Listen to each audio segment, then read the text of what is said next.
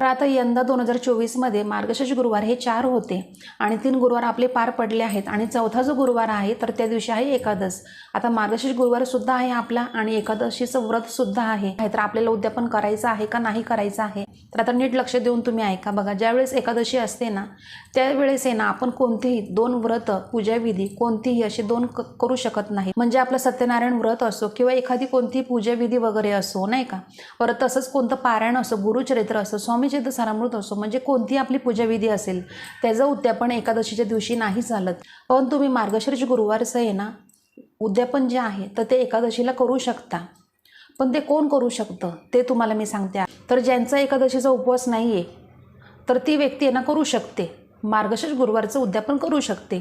पण ज्यांचा उपवास आहे एकादशीचा तर ती व्यक्ती बघा एका वेळेस 2 पूजाविधी किंवा 2 उपवास तर ते एकाच दिवशी करू शकत नाही.